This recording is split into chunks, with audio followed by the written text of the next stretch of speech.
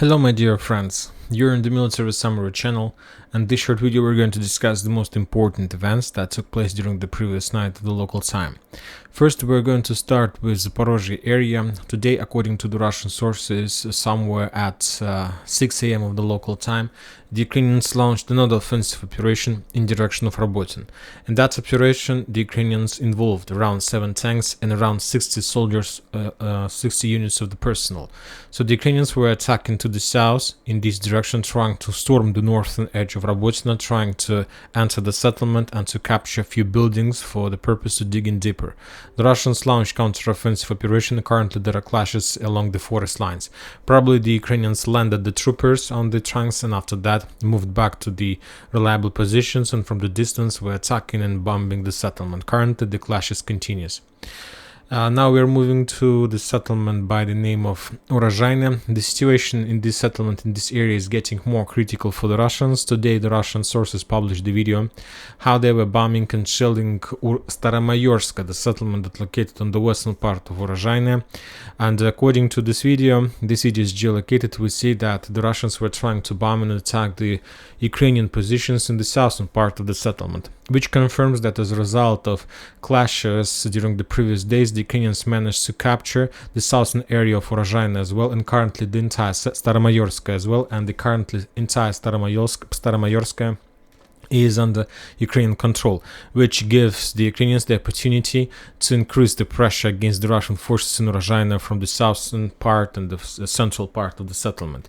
Also, the Ukrainians published the video how they were bombing and shelling the Russian positions in the northern part of Urozhaine, which also confirms the Russian control at least over the part of the northern part, because we know that some part of the northern area of Urozhaine is under Ukrainian control. So in this video we see how the Ukrainians discovered the Russian positions, and after that they start bombing and shelling this area. So the artillery strikes took place in this part, so basically the Russians still control the main part of this settlement.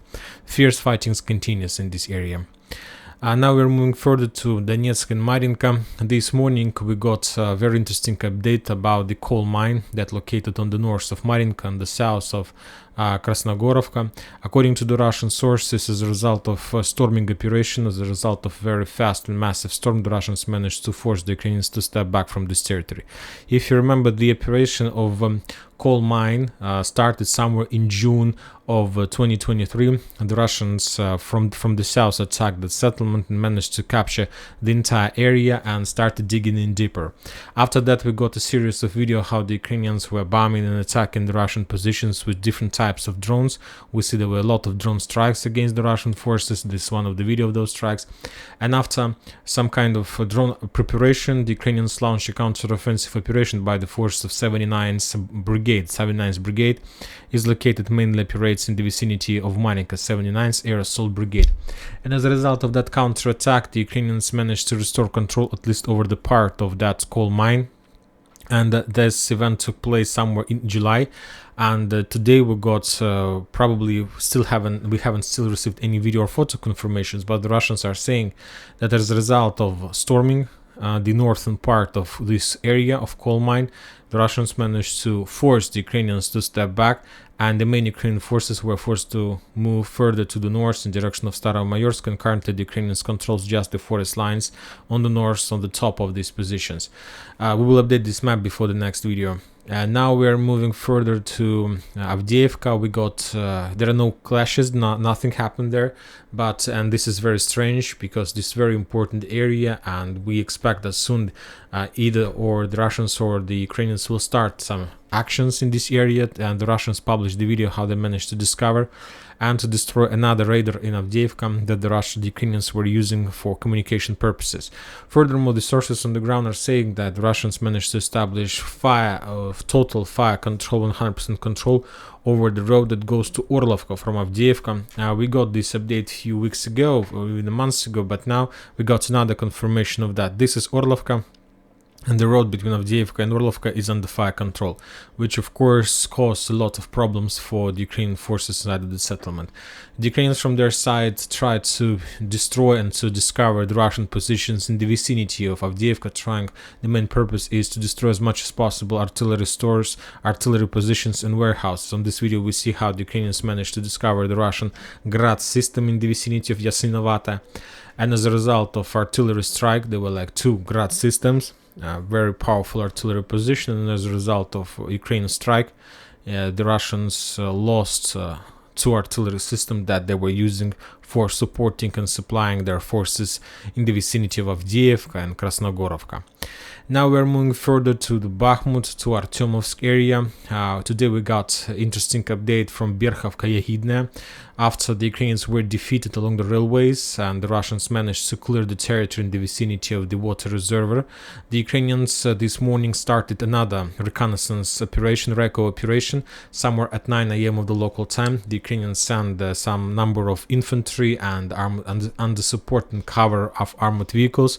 The Russians report that currently they established a lot of smoke barriers in this area, trying to reduce the Russian possibilities and the visual control, and there weren't like heavy clashes. Currently some kind of preparation before something bigger, but for now just the preparation, just the smoke barriers, just small reconnaissance operation and so on.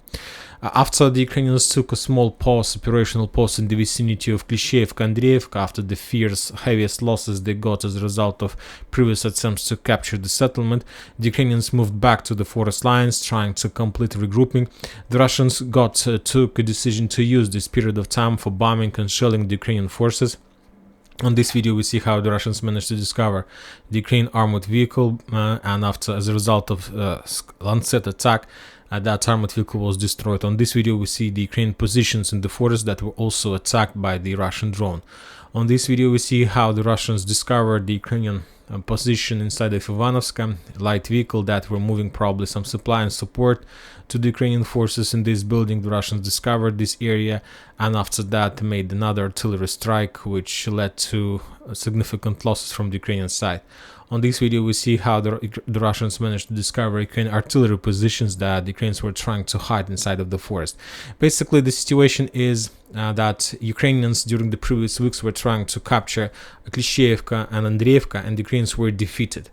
And they currently, this situation forced them to step back, and there is a lot of forces. They're of course demoralized and they don't have probably enough of willing to continue fightings, and the Ukrainians need to keep them on the ground between all very close to the combat line, which allows the Russians to bomb and attack the Ukrainians almost 24 hours, 7 days a week. And of course the situation leads to significant losses. The Ukrainians currently have 2 options. The first one is to continue offensive operation, which will lead to more losses, or to step back further to Chasov Yar, which will reduce the losses. But in this case the Ukrainians will lose their progress during the previous months, and of course it's also a very big price. Currently the Ukrainians don't know what to do. They can't continue because of losses, and they can't step back because of also losses and the price they pay for this bridgehead. And the Russians of course use the situation and they attack and bomb Ukrainian every single day.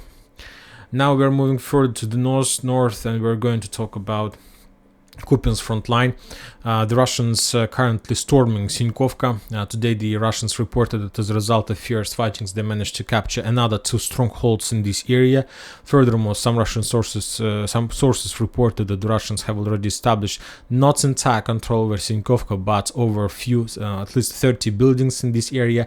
For now, I think that all these updates about Sinkovka is speculation. To tell the truth, I don't even believe that the Russians have entered the settlement, or maybe they're just on the outskirts, but we're just discussing the updates that we have.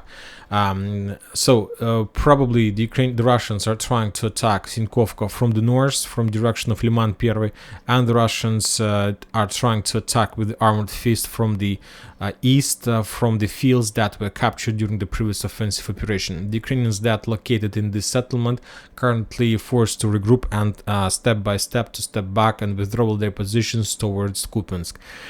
So I think that the situation is like this. Now today we got a very interesting video from Sumy region. and I suggest you to watch this video till the end. This video shows us the special operation of the Russian forces on the territory of Ukraine on the Sumy region.